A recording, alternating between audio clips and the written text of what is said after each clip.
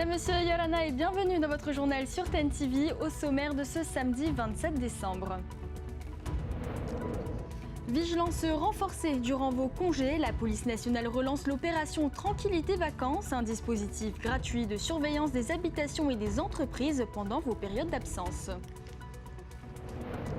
L'année 2025 a été marquée par des faits divers, du terrible drame d'Afahiti qui a traumatisé la Polynésie entière au décès brutal d'Eddie Caspar, étoile montante du football polynésien. Retour sur les événements qui ont jalonné les 12 derniers mois.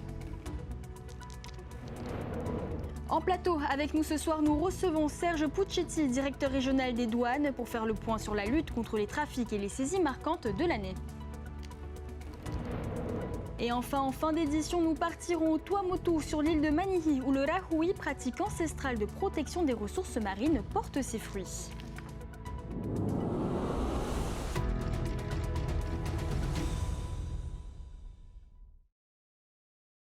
Comment éviter les cambriolages quand on part en vacances? Pour prévenir les intrusions, la direction territoriale de la police nationale relance l'opération Tranquillité Vacances, un dispositif gratuit de patrouille de surveillance des habitations et des entreprises en cas d'absence prolongée.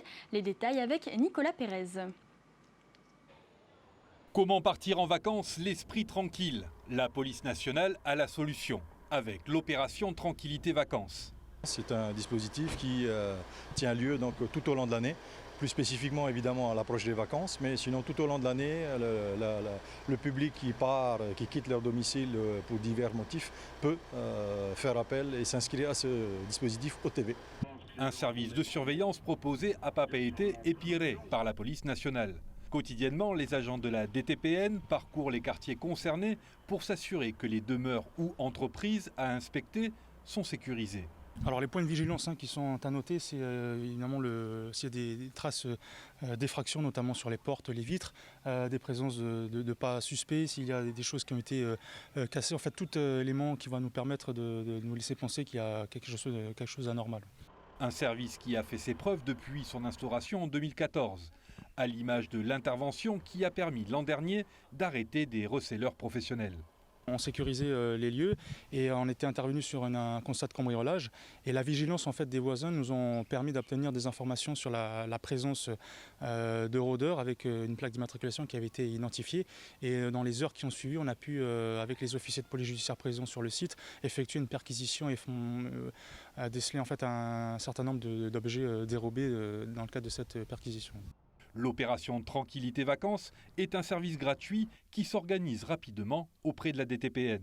La démarche est plutôt simple, il faut se présenter chez nous. À ce moment-là, le formulaire est soumis et la personne n'a plus qu'à le compléter en fournissant les informations nécessaires. Avec près de 300 cambriolages recensés sur l'île de Tahiti chaque année, l'opération prend tout son sens. De quoi rassurer ceux qui s'absentent pour quelque temps durant les vacances.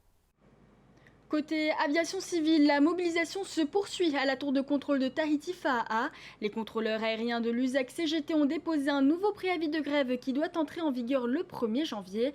Ils réclament davantage d'effectifs et le reclassement de l'aéroport afin d'améliorer les conditions de travail et la formation. Un mouvement qui pourrait se prolonger, voire s'élargir selon le syndicat. Et en bref, côté fait divers, une femme d'une quarantaine d'années a été retrouvée sans vie ce samedi vers midi dans le lagon de Moorea. Son signalement pourrait correspondre à celui d'une passagère d'un paquebot en escale au Fénois. Une enquête est en cours pour confirmer son identité. Et justement, l'année 2025 a été marquée par de nombreux faits divers et dossiers judiciaires. Du terrible drame de Afahiti à la création de l'Observatoire des violences intrafamiliales jusqu'au décès brutal d'Eddie Caspar, étoile montante du football polynésien. Retour sur ces événements qui ont marqué ces 12 derniers mois avec Laure Philibert. C'est un glissement de terrain meurtrier que personne n'a vu venir. Il a emporté 2 habitations et 8 vies. Parmi les victimes de ce drame à Afahiti, une enfant de 3 ans. Dans la drague, je pensais à mes enfants. Et là, je pense aussi à la famille qui est en train d'attendre qu'on retrouve leur enfant. Pareil, il y a des enfants dedans. Un fait divers qui a profondément heurté l'ensemble de la population à moins d'un mois des fêtes de fin d'année. Une journée de recueillement et une messe œcuménique ont été célébrées en hommage aux victimes. Une enquête pour homicide involontaire est en cours. Elle a pris ses fonctions fin janvier en tant que première présidente de la Cour d'appel de Papeete. Gwenola Jolikos est une magistrate investie dans la lutte contre les violences faites aux femmes et elle compte bien donner une autre envergure aux actions menées dans ce cadre au Fénois. Ne pas parler de drames conjugaux ou de faits divers amoureux, mais bien parler de domination, d'appropriation, de jalousie et de féminicide. Un engagement qui mène à la fin de cette année à la création d'un observatoire des violences faites aux femmes et intrafamiliales. Et ce premier chiffre révélé lors de sa mise en place, 18 cadavres ont été retrouvés dans les familles polynésiennes en l'espace de 7 ans, parmi lesquels 10 femmes. Parmi ces morts tragiques, celle de Hayden, 7 ans, placée en famille d'accueil à Taonoa avec sa fratrie et victime de maltraitance. La fillette, emmenée à la clinique, n'a pas pu être réanimée. Ça choque. Aucun parent peut faire ça sur les enfants, quoi. Et déjà là, je suis trop quand je parle. Le couple de la famille d'accueil en charge de la fratrie a été écroué à la suite des résultats de l'autopsie. Elle a révélé de graves maltraitances et une importante dénutrition. Une enquête pour privation de soins ou d'aliments suivis de mort est en cours. Lui était l'une des figures du football polynésien. Eddie Caspar a perdu la vie lors d'un accident de la route à Paea le 14 août dernier. L'attaquant de la sélection tahitienne a été victime d'une collision avec une voiture dont le chauffeur a pris la fuite. L'enquête révèle que le chauffard roulait sans permis ni assurance et sous l'emprise de stupéfiants. Il écope de 4 ans de prison ferme. Même pas un regard vers nous alors qu'on avait le regard sur lui. Autre figure du barreau, cette fois, Maître Quinquis est décédé le 26 août dernier. Celui qui fut l'emblématique avocat de l'homme fort du pays, Gaston Floss, a marqué l'histoire judiciaire du Fénois. Ses anciens confrères lui ont rendu hommage sur les marches du palais de justice de Papeete. On reste au palais de justice. 27 ans après les faits, l'affaire JPK n'a pas encore livré toutes les réponses aux questions que soulève la mort de l'ancien journaliste. Début février, un magistrat dédié est nommé sur l'affaire. Il interroge l'ancien président Gaston Floss. 3 anciens GIP sont toujours mis en examen pour enlèvement, séquestration et meurtre. Aux assises, s'est tenu le procès d'un père qui a commis un infanticide, celui de Brian, 2 ans et demi. Les faits se sont déroulés le 30 octobre 2022. L'enfant, pris en étau au cœur d'une famille instable, a été étranglé. 18 ans de réclusion criminelle, c'est la peine dont écope un quinquagénaire jugé aux assises mi-novembre pour un matricide. L'homme installé à la presqu'île avait d'abord tenté d'étouffer sa mère avant de l'étrangler, des faits rarissimes au Fénois. Et puis il a refusé de s'arrêter lors d'un contrôle de police à Papeete et a traîné un représentant des forces de l'ordre sur plusieurs dizaines de mètres. Il a accéléré d'un trait, c'est ce qui a emporté le collègue un peu sur le capot. Le collègue a juste évité le véhicule pour essayer d'éviter de se faire renverser. Un chauffard écope de 6 ans de prison ferme, mais a fait appel. Le policier, lui, a présenté 10 jours d'incapacité de travail, des faits extrêmement graves sur fond d'ICE. Et d'ICE et plus globalement de stupéfiants. Nous allons en parler avec notre invité Serge Puccetti, directeur régional des douanes Yorana. Alors tout d'abord, on a le sentiment que les saisies de stupéfiants sont nombreuses. Vous communiquez régulièrement sur votre travail Image à l'appui. Alors est-ce que cette communication vise à un objectif pédagogique ou bien ça vise à dissuader les trafiquants ? En fait, c'est les deux. Je crois que c'est important d'informer la population des risques que leur fait courir la drogue, et toutes les drogues, l'ice, mais également le cannabis. Très présent, et puis informer les trafiquants pour leur dire que il y a des services ici, nombreux, douane, police, gendarmerie, au commissariat, justice, marine nationale, le pays également, qui sont prêts à lutter pied à pied pour empêcher la drogue de rentrer sur notre territoire. Et quand on regarde l'année 2025 globalement, comment interpréter l'augmentation des volumes saisis ? Est-ce que c'est un signe de trafic plus conséquent ou bien le contrôle et on a un ciblage un peu plus performant ? Là également les deux. On ne peut pas nier qu'effectivement il y a une pression forte des trafiquants, mais également un travail très important des forces de l'ordre, bien évidemment de la douane, de la police, de la gendarmerie, pour lutter et se perfectionner, développer des techniques et mieux travailler ensemble, mieux coopérer, ce qui est très important pour lutter contre les trafics de stupéfiants. En parlant de travailler ensemble sur le terrain, comment s'articule la coordination entre les douanes, l'OFAS, la gendarmerie, la police et les autorités portuaires et aéroportuaires? Alors, tous ces services et tous ces organismes, évidemment, travaillent ensemble. Il y a une très bonne entente entre nous. La douane sur les flux, les flux qui rentrent, les flux qui transitent. Et puis, les autres services, l'OFAS, la gendarmerie, la police, qui travaillent sur l'investigation, la justice, qui fait son travail en ce qui concerne les peines, qui sont prononcées ici, qui sont très fortes. Le Haut Commissariat qui coordonne avec un plan stupéfiant qui a été présenté il y a quelques jours, encore au maire, au président du pays, pour justement développer la lutte et la coopération entre tous. La Marine nationale aussi. Enfin, il y a beaucoup d'organismes qui travaillent ensemble et de façon efficace, les uns à la suite des autres, le renseignement, les investigations pour lutter contre les trafiquants. On parle souvent aussi de l'inventivité des trafiquants. En 2025, qu'est-ce qui a le plus évolué? Les modes de dissimulation, les routes ou encore les moyens logistiques? Alors, c'est un peu tout.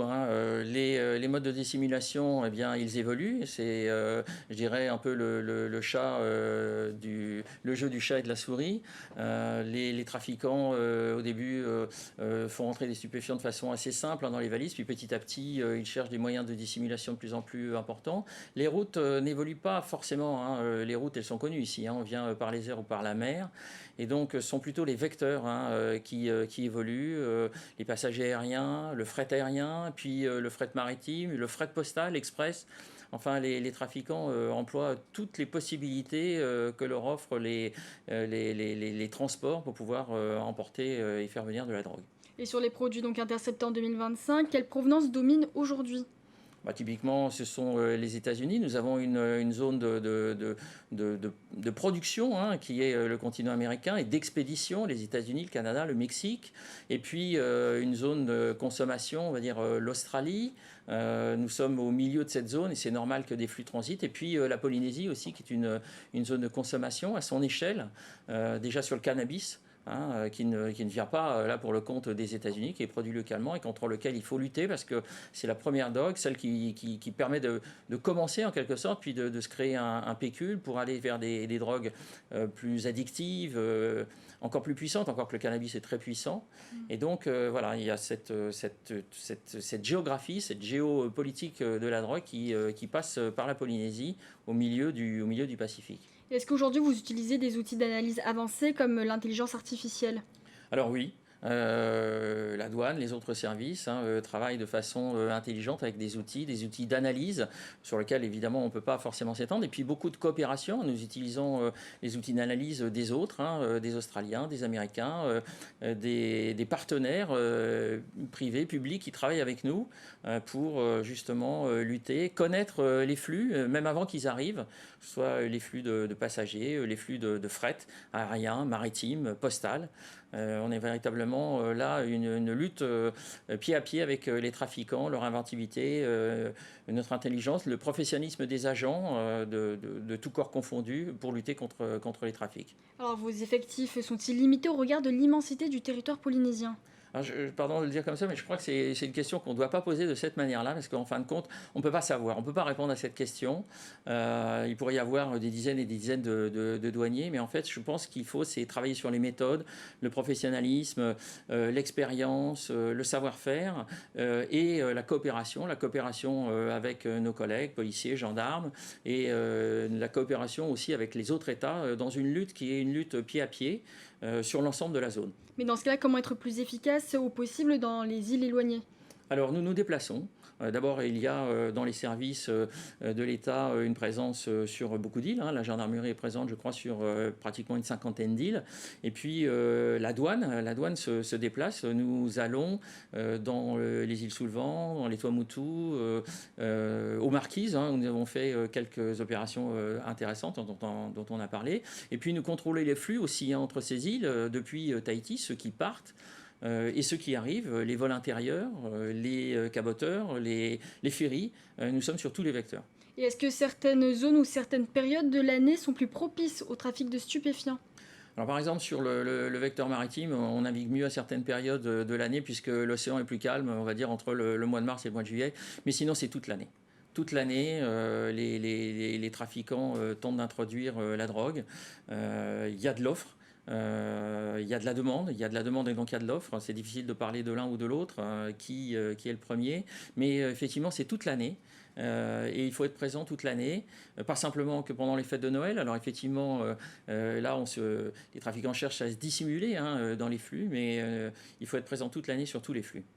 Par le passé, on a eu également des saisies liées aux espèces protégées, des requins, des tortues, ivoires, voire des animaux exotiques. La protection de l'écosystème fait aussi partie de votre rôle. Est-ce que la Polynésie est-elle encore aujourd'hui confrontée à ce type de trafic ou ces saisies sont devenues plus marginales ? Alors la douane, c'est une administration qui a énormément de pouvoir, mais énormément de missions. Des missions, on l'a dit, de lutte contre les trafics de stupéfiants, les flux financiers illicites, mais également tout ce dont vous avez parlé, les contrefaçons, les espèces protégées. Et il y en a beaucoup à protéger ici au Fénois. Viande de tortue, aileron, vous l'avez dit, nous sommes très présents. Bien sûr, il y a des priorités que nous devons observer, en particulier les stupéfiants. Mais nous portons une attention très très importante à ça pour justement protéger cette biodiversité si riche que nous avons ici en Polynésie. Merci beaucoup Serge Puccetti d'avoir accepté notre invitation. C'est moi qui vous remercie. Cap sur Manihi à présent, là où la tradition prend soin du lagon. Mis en place il y a près de 8 ans, le rahui porte ses fruits. Les poissons sont de retour et le lagon retrouve sa vitalité. Une réussite collective observée par les habitants et par notre journaliste Mereteato. Le rahui, c'est une tradition polynésienne qui interdit temporairement la pêche dans certaines zones pour permettre aux poissons de se reproduire et aux récifs de se régénérer. À Manihi, cette pratique, relancée il y a 8 ans, a transformé le visage du lagon. Avant le rahui, il n'y avait plus de poissons. On était obligé d'aller chercher loin le poisson. Mais aujourd'hui, tu vois carrément des grosses pièces. Sur le récif et dans la passe. Pour les pêcheurs, cette règle ancestrale est devenue une garantie d'avenir, autant écologique qu'économique. Il faut avoir avec des clients, des copains de Tahiti. Voilà. Mais ça fait un business aussi. Voilà, carrément. On peut minimum 3 sacs à 10 000 francs le sac, 15 000 francs au pire, bien rempli. Un succès qui doit beaucoup à la commune et à la persévérance des habitants. Ça a tellement été dur de l'avoir ce rahui. On se battre déjà avec tous ceux qui avaient les parcs à poissons. Les tatis sont revenus, même les maravas sont revenus.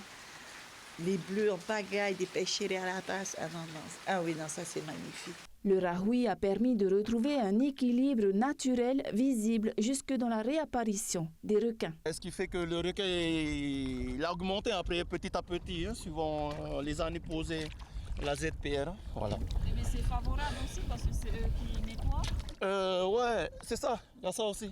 Et puis voilà, donc il fait que le lagon il est en bonne santé et puis il y a du poisson là.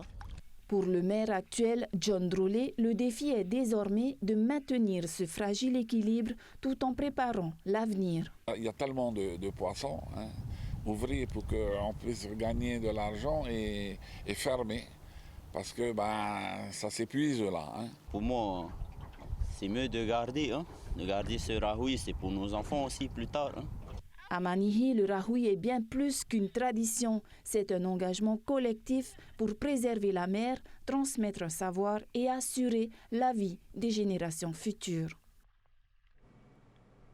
C'est la fin de ce journal, merci de votre fidélité. Retrouvez tout de suite la rediffusion du Hurata Pairu suivi de la Star Academy. Je vous souhaite une excellente soirée sur TNTV et vous retrouve demain à la même heure. Bonne soirée à tous. Retrouvez ce journal en replay sur notre site internet et notre application mobile TNTV.